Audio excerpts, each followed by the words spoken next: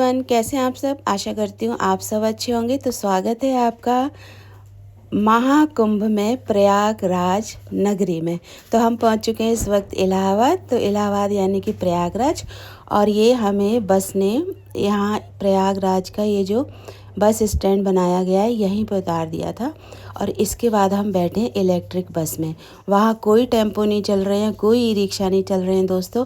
ये electric buses बहुत सारी वहाँ पर एक जगह खड़ी हुई है मैदान में, बस बारी बारी से वही जाती हैं सारे पैसेंजर को लेके। तो बहुत ही ज़्यादा परेशान हो गए थे और थोड़ी देर खड़े रहना पड़ा, क्योंकि बस जो है खड़ी तो बहुत सारी हैं और चार्जिंग पे भी बहुत सारी लगी हुई थी, लेकिन 2-3 ही जा रही थी। तो जब वो छोड़ के आया और उसके बाद में फिर हमारा नंबर आया, तो हमें ज़्यादा नहीं, बस थोड़ी देर खड़े होना पड़ा। और उसके बाद में हम दोनों बैठ के इलेक्ट्रिक बस में। तीर्थ स्थानों में कहीं जाओ तो बस बैठने के लिए साधन मिल जाए, इससे खुशी की बात और कोई नहीं होती है। और ये मैं रास्ते में जा रही थी तो ये था गंगा नदी का पुल। तो जय गंगा माता। और दोस्तों भीड़ बहुत ज़्यादा है। हम तो ऐसे दिनों में गए थे कि जिसमें हम सैटरडे संडे नहीं पड़ा और जो स्नान वाले दिन होते हैं ना वो नहीं पड़ा। तो हमें बहुत ही सही दर्शन हो गए। और दर्शन होने के बाद में तो ये है कि जो इतना पैदल चलना पड़ता है, भगवान ने हमारे बहुत सहायता की और हमें जो है थोड़ा पैदल चलने पर ही रिक्शे मिल गए। तो वो मैं आगे आपको बताऊंगी। अब हम बस से उतर चुके हैं और अब बैठ गए टेम्पो में। लेकिन ये टेम्पो हमें पूरा संगम तक नहीं ले गया, क्योंकि आगे सब जगह बंद कर रखे थे। 2 किलोमीटर दूर हम लोग पैदल चल के आए हैं दोस्तों। हालत हो गई है खराब। और अभी हमें कम से कम 1 किलोमीटर और जाना है। हाँ, 1-1.25 किलोमीटर। इधर देखो, ये अभी 1-1.25 किलोमीटर और जाना है। और सर्दी का तो नाम और निशान नहीं है, पसीने पसीने हो रही हूँ मैं। ऐसा लग रहा है जैकेट उतार दूँ, लेकिन उतार के रखूँगी कहाँ। और बहुत पैदल चलना पड़ा फ्रेंड्स, बहुत ही ज़्यादा। अब बस थोड़ी ही दूर है, गंगा जी के पानी से नहाएंगे, ठंडे ठंडे पानी से, मज़ा ही आ जाएगा, है ना हनी? यस। कैसा लगा? मुझे तो मज़ा आ रही है।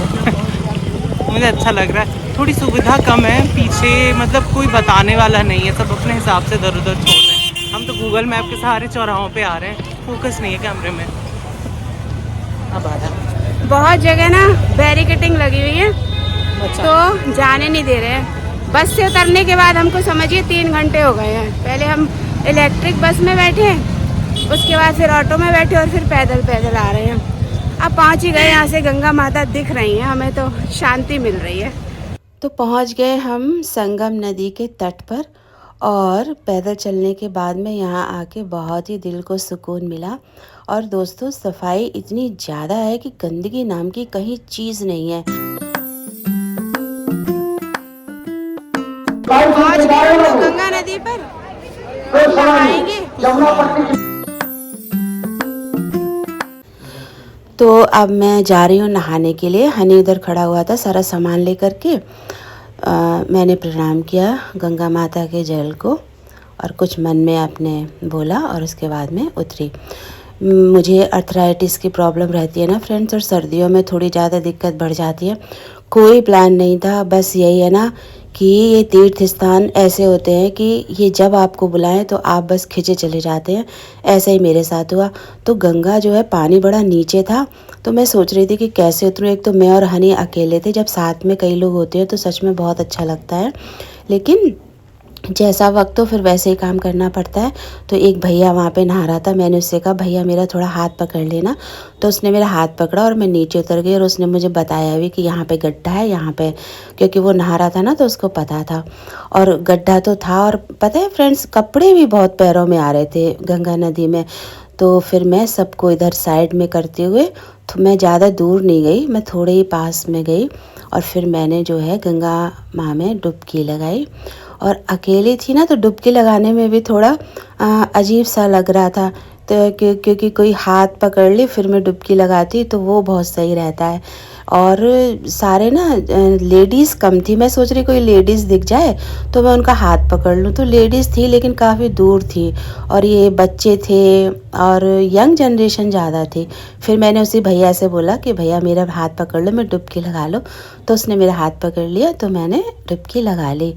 तो कहीं अकेले नहीं होते दोस्तों, भगवान हर रूप में साथ में होता है। आप निकलिए तो भगवान का नाम लेके आपको जो है साथ देने के लिए निराकार किसी न किसी रूप में आ ही जाता है। तो मेरे साथ भी ऐसा हुआ। अब मैंने नहा लिया है और अब मैं बाहर निकल रही हूँ। बहुत ही ठंडा पानी था, इतना ठंडा पानी, एक तो सर्दी थी और ऊपर से ठंडा। लेकिन इस मौसम में हम गए उस दिन, धूप निकली वहाँ पर, ये सबसे अच्छी बात थी। इतना अच्छा मौसम था कि क्या ही बताऊँ मैं। अब ये हनी जा रहा है नहाने के लिए। क्लिप थोड़ी वैसे बन गई है फ्रेंड्स, तो प्लीज़ आप माइंड मत कीजिएगा, बस गंगा माता को देखिएगा और अपने मन में शीतलता धारण कीजिएगा। तो अब ये हनी जा रहा है नहाने के लिए। हनी को तो इतना पानी से फोबिया है। मैं जब अयोध्या गई थी तब उसने मुझे, अयोध्या में भी सरयू नदी जो बनाई गई है ना आर्टिफिशियल, उसमें भी नहीं जाने दिया। मैं बड़ी मुश्किल से वहाँ सीढ़ी पर बैठी थी और वो भी बहुत मुश्किल से सीढ़ी पर बैठा था, क्योंकि उसे बड़ा ही डर लगता है पानी से। लेकिन श्रद्धा और विश्वास आदमी का सारा डर निकाल देता है। अब वो भी अकेला था, क्योंकि अकेला, अब अगर मैं सामान के पास खड़ी नहीं होती तो फिर अपने सामान की सुरक्षा तो स्वयं ही करनी है। हालांकि वहाँ बहुत व्यवस्था थी, पुलिस वाले सब लोग बहुत थे, पर वही है ना कि सुरक्षा तो खुद के ही हाथों में होती है। इसलिए तो हनी धीरे धीरे करके भगवान का नाम लेके इतना आगे चला ही गया गंगा नदी में, और बार बार पीछे मुड़ के देख रहा था, बार बार कह रहा था क्या करूं, कैसे आगे जाऊं। तो मैं ना एक छोटी सी बॉटल ले गई थी उसमें गंगा जल लाने के लिए। तो मैं उससे कह रही थी हनी तुम ऐसा करो, इसी बॉटल में पानी भर के अपने ऊपर डाल लो, तुम डुबकी मत लगाओ और मत आगे जाओ। अगर तुम्हारा मन नहीं कर रहा, दिल नहीं हो रहा जाने का, तुम्हें डर लग रहा है। पर उसे डर भी लग रहा था और उसे आगे जाना भी था। तो वो इसी असमंजस में पड़ा हुआ है और मैं भी वहाँ पे खड़े होकर बस उसको शूटी कर रही थी। फिर इसने भी अपने गंगा मैया को प्रणाम किया, और उसके बाद में दोस्तों एक लड़का वहीं से नहा के जा रहा था।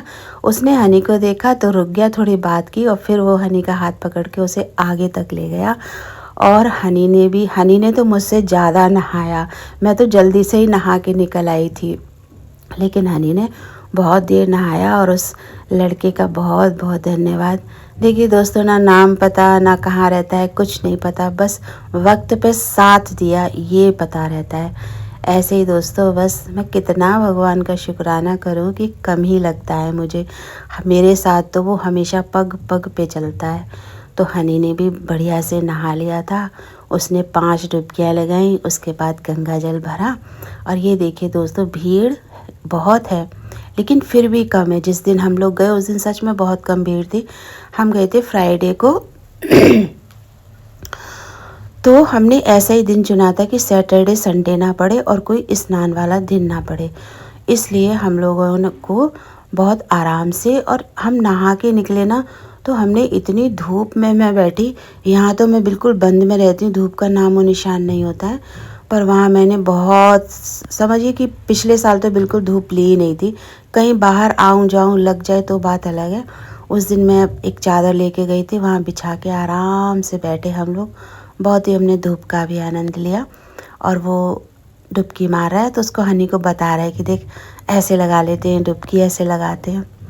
वो गांव के लड़के होते हैं तो उनको इन चीज़ों में कोई भी परेशानी नहीं होती है ना। हमारे बच्चे तो शहरों में रहते हैं, ना नदी देखी ना नाले देखे, है ना, तो उनको बड़ा ही डर लगता है। और हनी को है भी पानी से फोबिया। फिर ये देखिए हनी ने भी खूब डुबकी लगाई और अब ये नहा के निकल आए, कितना खुश है। यही भैया है जो आ रहा है सामने। तो भाई बहुत बहुत धन्यवाद आपका भैया। और हनी बहुत ही खुश था, इसका सारा डर निकल गया। तो हम लोग बैठ गए हैं धूप में, बहुत अच्छा लग रहा है। अब यहाँ पर बैठेंगे, शाम तक बैठेंगे। और मैं ले आई हूँ भेलपूरी, हनी भी खा रहा है, मैं भी खा रही हूँ। मिर्ची बहुत है बट अच्छी और लग रही है। हाँ, थोड़ी तीखी बना, मैंने तीखी कहा था उसे, मैंने कम तीखी कर देना, पर उसमें थोड़ी ज़्यादा डाल दी। एकदम यहीं बना रहे हैं, एकदम गंगा के पास ही, कहीं दूर जाने की ज़रूरत नहीं है। और गंदगी तो बिल्कुल भी नहीं है, इतनी अच्छी व्यवस्था है। बस ये है कि आप उन डेज़ में ना आएँ जो मतलब स्नान होते हैं, शाही स्नान वगैरह, और ऐसे अलग वाले दिनों में आए तो बहुत ही ज़्यादा अच्छा है। बस ये है कि थोड़ा पैदल हाँ चलना पड़ता है, रिक्शा वगैरह थोड़ा नहीं, बहुत पैदल चलना हाँ पड़ता है। 4-5 किलोमीटर पैदल चलना पड़ता है ना, मतलब 4-5 किलोमीटर आना फिर आपको उतना ही सीधे जाना। सीधे नहीं मिलेंगे, ऑपोजिट मिलेंगे। हाँ जो अभी जाएंगे नहीं, अभी ज़्यादा सब पैसे जगह मांगेंगे। हाँ बैरिकेटिंग लगा दी जाती है ना, इसलिए सूरज आ रहा है तो मैं खाती हूँ ये, और यहाँ पर हम लोग बिताएंगे अब थोड़ा समय, थोड़ा ध्यान करेंगे। पता नहीं अगली बार ये मौका कब प्राप्त हो, तो इस मौके का भरपूर फ़ायदा उठाएंगे और सबके लिए आशीर्वाद की कामना करेंगे कि गंगा माता जो जो हमारा व्लॉग देख रहा हो उन सब को अपना आशीर्वाद दें और अपनी तरफ ठंडक प्रदान करें।